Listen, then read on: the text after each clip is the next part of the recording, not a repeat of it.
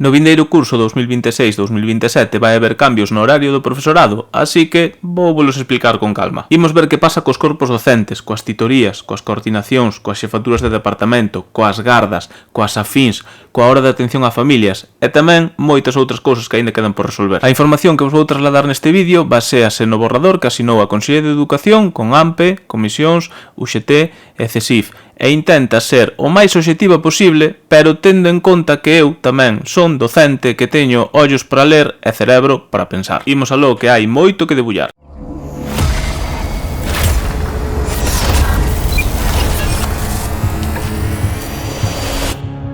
No corpo de mestras, é dicir, infantil, primaria e educación especial, o borrador mantén unha estrutura de 37,5 horas semanais. Dentro da presenza no centro figuran 23 horas lectivas e 5 horas non lectivas. A isto súmanse 9 horas e media non presenciais. Non se recupera, polo tanto, o horario lectivo de 21 horas que estaba vixente ata 2011. É dicir, mentres noutros corpos se fala dunha reducción lectiva, no corpo de mestras a situación continúa igual. Ademais, fálase de horas e non de períodos lectivos, como nos restantes corpos.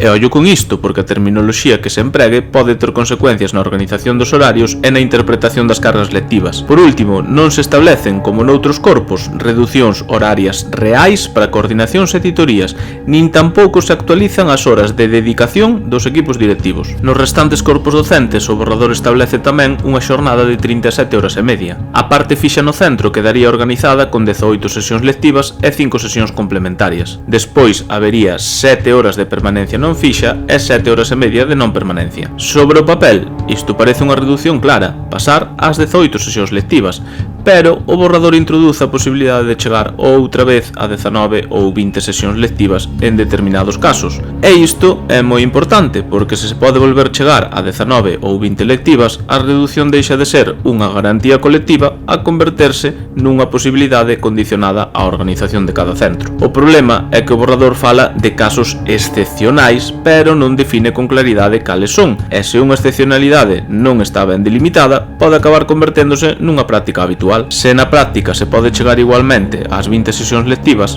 para unha parte do profesorado a situación podería parecerse moito á actual. Outra cuestión importante é a impartición de materias afíns. O borrador di que, no caso de impartirse afíns, só se poderán superar as 18 sesións lectivas coa conformidade do profesorado afectado. Isto, en principio, parece unha garantía, pero hai un risco evidente, que esa suposta voluntariedade acabe converténdose nun mecanismo de presión nos centros, especialmente se a organización horaria ven condicionada pola falta de persoal. O borrador indica que as gardas da mesma tipoloxía computarán como unha sesión cando sumen entre 50 e 60 minutos. Isto significa que non sempre se contará cada garda de maneira individual, senón que se poderán acumular minutos de gardas do mesmo tipo. Por exemplo, nun centro con recreos de 20 minutos, 3 gardas de recreo poderían computar como unha única sesión. No caso das titorías, o borrador recolle unha redución limitada a unha hora lectiva. Esta redución só se aplicaría ao profesorado que exerza a titoría en ESO, Bacharelato e FP, e sempre que o faga en IES ou CPI. O borrador introduce que, se non hai citas previamente concertadas, a dirección poderá asignar ao profesorado outras funcións non lectivas durante a hora de atención a familias. Isto pode parecer razoable nunha lectura rápida, pero ten unha consecuencia importante. A hora de atención a familias deixa de estar plenamente reservada para preparar reunións, facer seguimento, revisar casos, contactar con familias ou coordinar actuacións.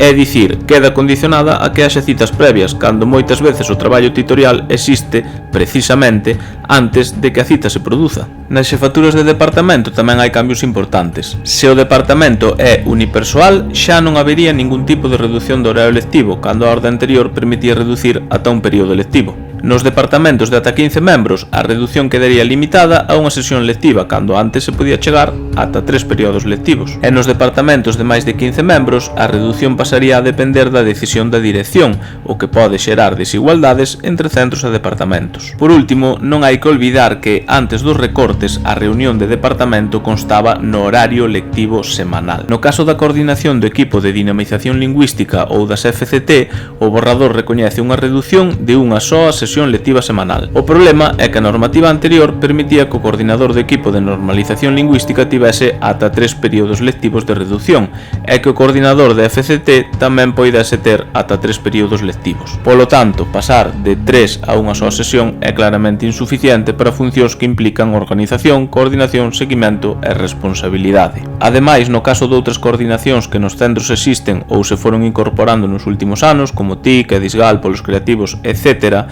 o borrador concreta por primeira vez unha posible asignación de unha sesión lectiva máis sesións complementarias fixas a determinar.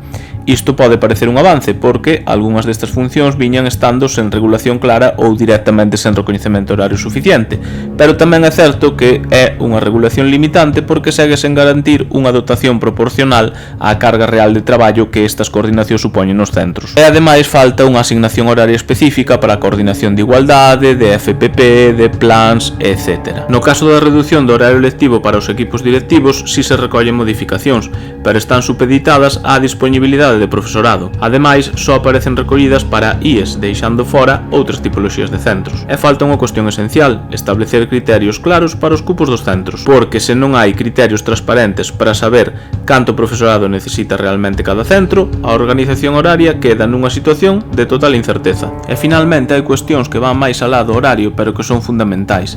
Falta unha regulación específica para os centros de réxime especial e para os CIF, onde as sesións son de 60 minutos, e polo tanto a organización horaria ten características propias. Falta unha baixada real de ratios, falta concreción sobre máis persoal para atender á diversidade, falta un novo acordo retributivo que mellore o complemento autonómico para todo o profesorado, falta recuperar o pagamento do verán para o persoal sustituto e rematar coa discriminación salarial do profesorado especialista en sectores singulares da FP, falta aplicar a reducción do horario lectivo para maiores de 55 anos, falta un plan real de reducción da burocracia, e falta un incremento real de profesorado, porque sen el, calquera reducción horaria corre o risco de trasladar o problema aos centros, máis dificultade organizativa, máis presión sobre o profesorado e peor atención ao alumnado.